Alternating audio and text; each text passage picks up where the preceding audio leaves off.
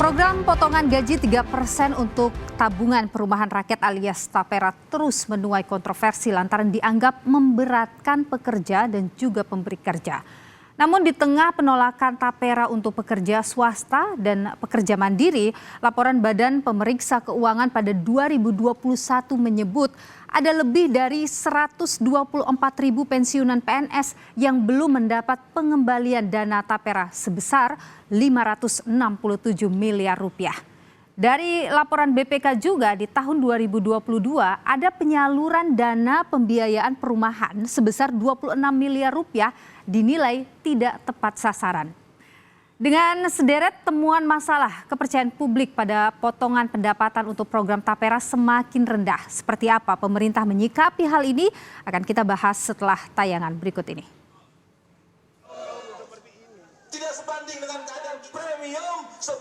Pemerintah menyebut program Tapera tetap berlanjut meski memicu gelombang protes publik.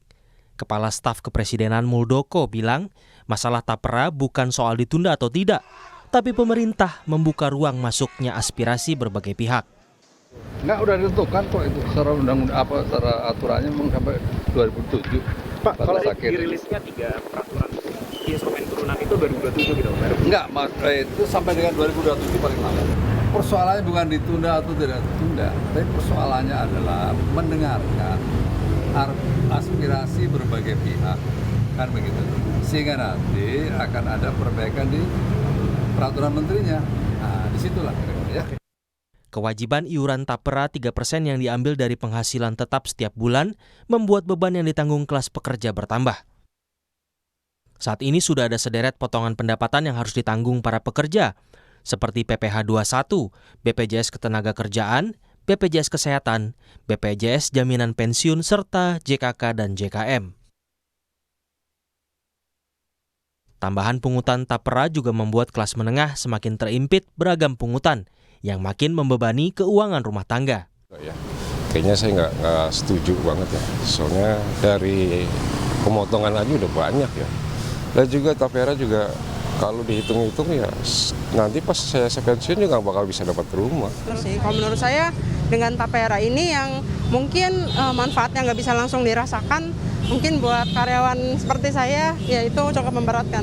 Atau bahkan ada pegawai juga yang sebenarnya udah punya rumah kan, tetapi kenapa harus punya potongan Tapera itu untuk subsidi silang begitu, Mbak? Laporan harian Kompas menyebutkan pendapatan kelompok kelas menengah ternyata lebih kecil dari pengeluaran mereka. Di tahun 2021 diperkirakan rata-rata pendapatan kelas menengah di angka 2,71 juta rupiah. Sedangkan pengeluaran mencapai 2,78 juta rupiah. Ada selisih gaji dan pengeluaran sekitar Rp65.000.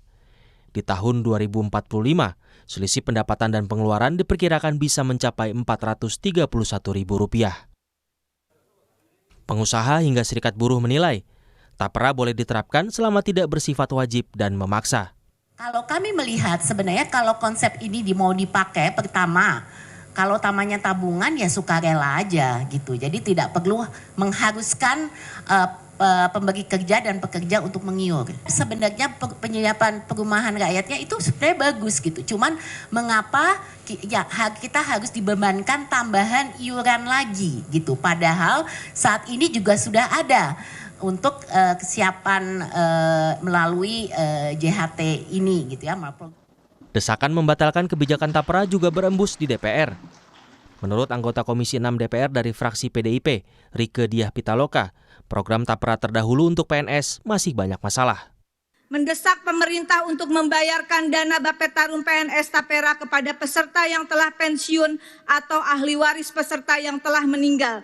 Dan terakhir, mendesak pemerintah membenahi carut-marut tata kelola BP Tapera, dan sebelum itu semua dibenahi pimpinan izin.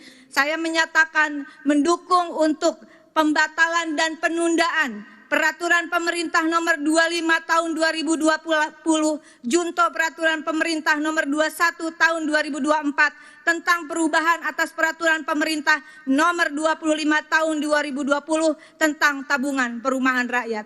Demikian pimpinan, terima kasih. Program Tapera menguji kepercayaan publik, apakah simpanannya aman dan bisa dicairkan saat pensiun. Hasil pemeriksaan BPK terhadap pengelolaan dana tapera tahun 2020-2021 menunjukkan ada lebih dari 124.000 pensiunan peserta tapera belum menerima dana mereka. Total jumlah dana yang belum disalurkan itu mencapai 567,5 miliar rupiah.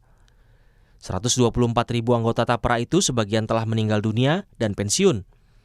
Namun masih tercatat sebagai peserta aktif tapera.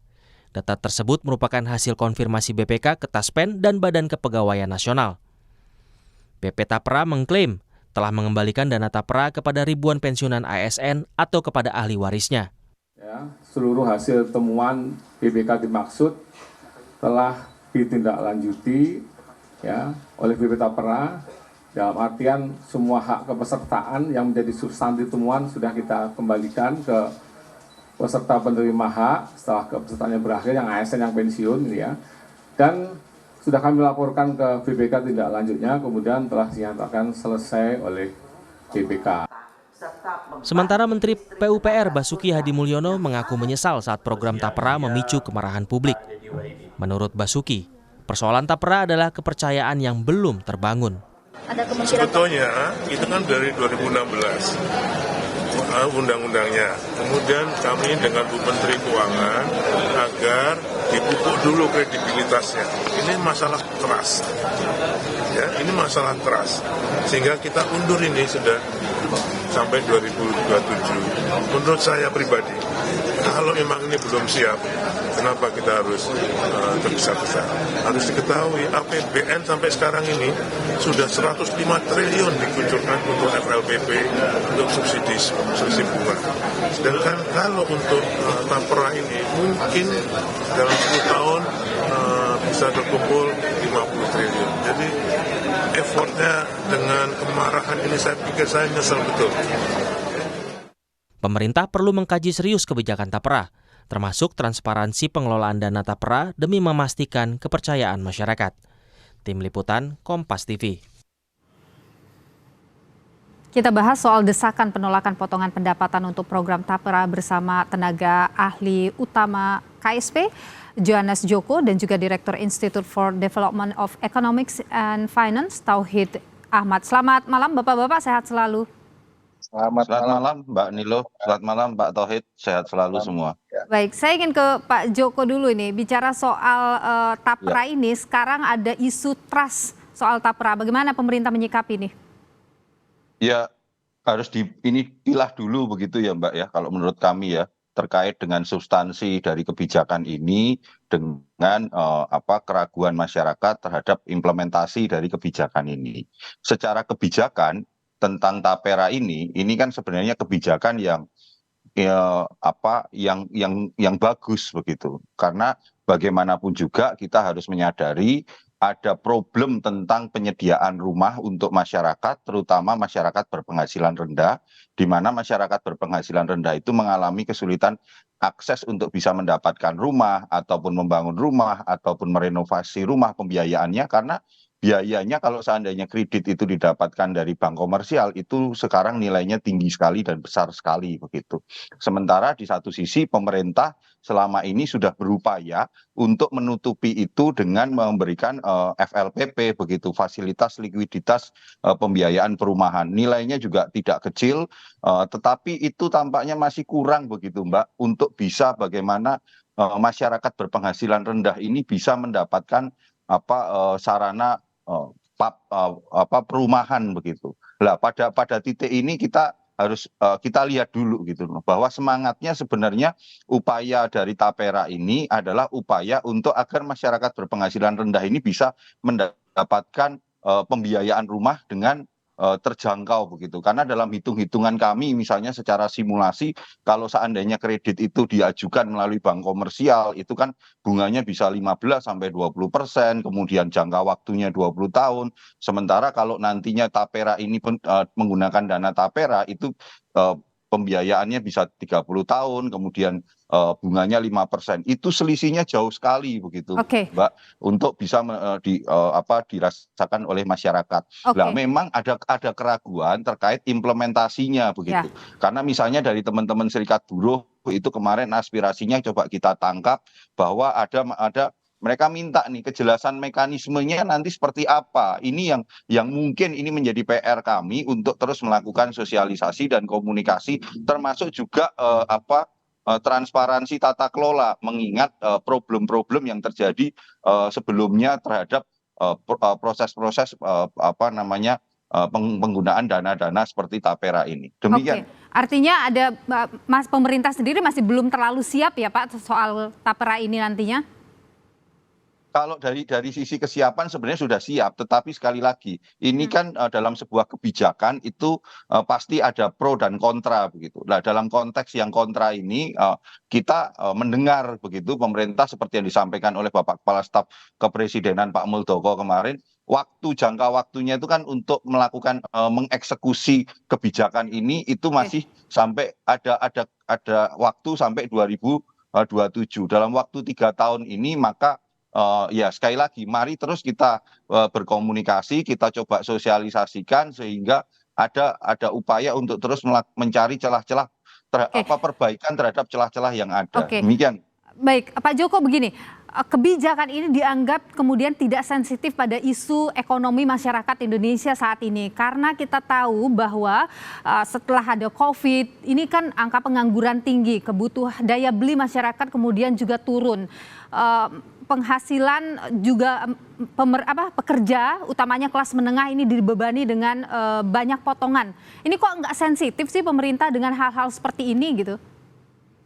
Ya, kalau sekali lagi keputusan kebijakannya kan ini eksekusi pungutannya itu kan butuh masih waktu 3 tahun berdasarkan dari PP 25 2020 di mana eksekusi pelaksanaannya itu paling selambat-lambatnya dilakukan 7 tahun setelah pembentukan BP Tapera. Tetapi semangatnya pemerintah kan melihat bahwa ini kebijakan ini bagus begitu, tetapi memang kalaupun memang ada masukan-masukan dan suara-suara dari masyarakat, lah ini terus yang akan kami kelola. Pemerintah sudah jadi cenayang begitu Pak Joko, dalam 3 tahun masyarakat akan mampu, ekonominya akan membaik begitu? Ya kalau kita melihat situasi ekonomi kita saat ini secara ekonomi global kan Indonesia dibandingkan negara-negara lain kita di atas rata-rata. Tentu kalau kita melihat mengelola negara ini kan tidak bisa dalam perspektif selalu pesimis begitu Mbak. Oke, baik. Tetapi ada suatu perspektif optimis yang harus terus kita jaga begitu. Oke, saya ke Pak Tauhid. Bagaimana Anda menyikapi apa yang disampaikan pemerintah ini? Ya, saya kira pada dasarnya tujuannya baik ya, pemerintah ingin mengatasi masalah perumahan ya, tetapi memang saya melihat ada kewajiban ya yang dipaksakan bagi para pekerja untuk ikut berperan begitu. Padahal kalau kita lihat dalam filosofisnya ini mungkin yang seringkali mungkin kurang pas dengan situasi bahwa semua pekerja itu wajib ikut tapera ya. Padahal dalam pemanfaatannya itu tidak semua mendapatkan manfaat yang sama begitu. Ada yang bisa mengakses kredit tapi ada yang juga tidak bisa. Nah, itu yang kemudian rasa ketidakadilan dalam mendapatkan hak dalam tapera, itu yang pertama. Yang kedua, saya kira dalam waktu 2 tahun ya, kalau misalnya undang-undangnya sendiri tidak direvisi, dia wajib dan PP-nya juga tidak direvisi, maka dengan sendirinya tidak ada perubahan yang signifikan begitu.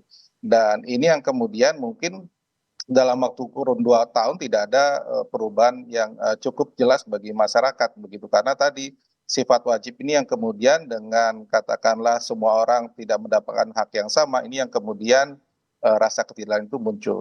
Yang kemudian dari sisi ekonomi kalau kita lihat proyeksi ya dari Kem PPKF yang disampaikan dalam waktu kurun 3 tahun sebenarnya ekonomi kita tidak terlalu signifikan naiknya begitu ya, masih tetap angka 5% ya, itu juga sudah paling tinggi begitu, tidak terlalu baik ya. Namun memang tingkat konsumsi masyarakat, daya beli yang saya kira masih menjadi persoalan utama kita ya.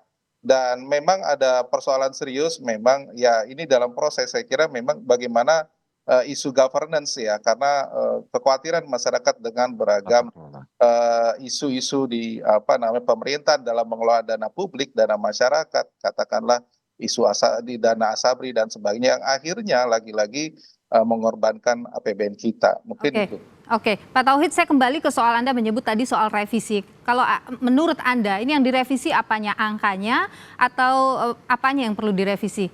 Kalau Masalah saya lihat wajib tadi? adalah ya kalau saya lihat di pasal 7 undang-undang ini ya, Undang-Undang Nomor 4 bahwa disebutkan tahun 2000 pasal 7 setiap pekerja dan pekerja mandiri Wajib. yang berpenghasilan paling sedikit sebesar upah minimum wajib menjadi peserta. Nah, ini yang saya kira kita akhirnya bagi peserta katakanlah penghasilannya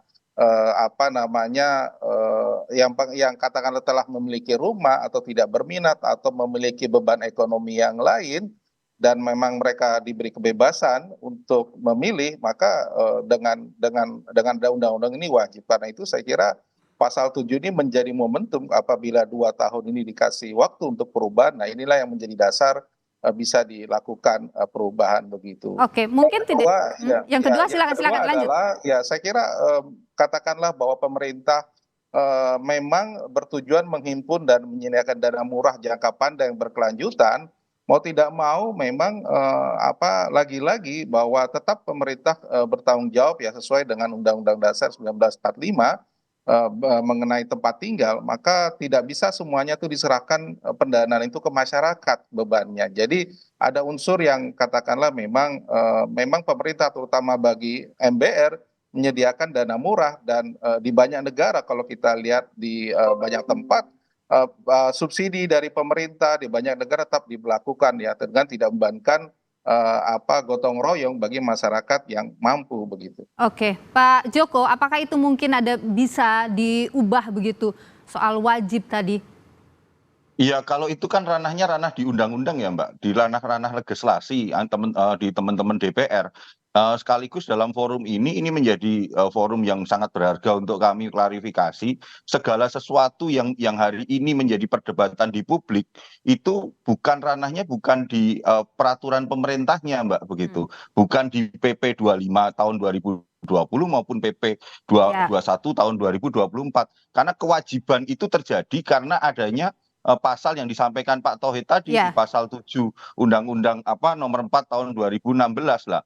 Pada titik ini sebenarnya pemerintah itu menjalankan amanat dari undang-undang terkait masalah pengelolaan dana tapera. Tetapi sekali lagi beginilah Mbak, kondisi hari ini kita harus sama-sama melihat dengan fair dan jernih bahwa upaya pemerintah untuk membantu masyarakat berpenghasilan rendah melalui kredit dengan subsidi dan segala macam itu terus dilakukan, tetapi ini tidak cukup begitu karena kebutuhannya backlognya itu cukup tinggi 9,9 juta, sementara apa yang sudah coba dilakukan pemerintah melalui fasilitas kredit FLPP itu hanya bisa sampai 100 tahun ini saja, itu hanya dengan dana 13,27 triliun itu hanya bisa mengcover 166.000 unit rumah begitu Mbak.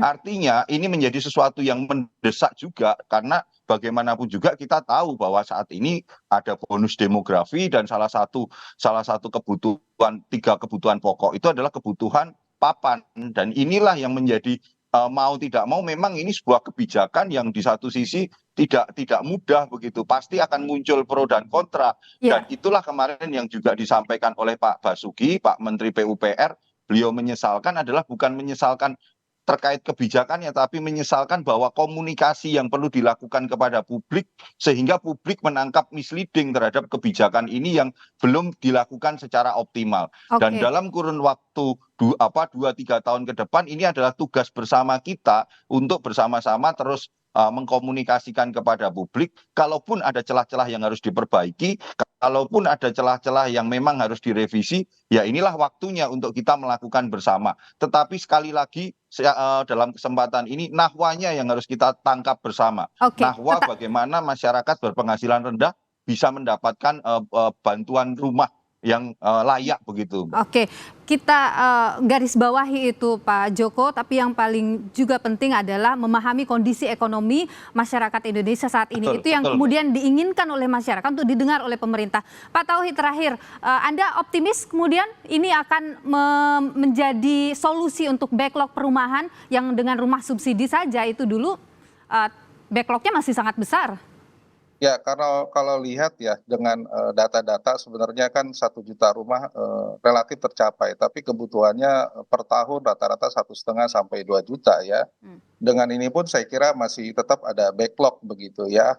Saya kira skema-skema lain itu juga harus perlu dilihat ya. Oke. Dan terutama yang kita punya problem sendiri juga banyak masyarakat kita yang sebenarnya di atas MBR ya, itu juga banyak yang belum memiliki rumah ya, tetapi mereka juga tertekan dengan bunga kredit perbankan. Nah, ini yang kemudian hak mereka melalui regulasi ini itu yang kemudian tidak terakomodasi, sehingga mereka banyak yang protes terutama di kalangan kelas menengah ini begitu. Oke, baik. Terima kasih Pak Tauhid dan juga terima kasih Pak Joko sudah berbagi pandangan di Terima kasih, Sapa Mbak. Indonesia Malam Sehat selalu.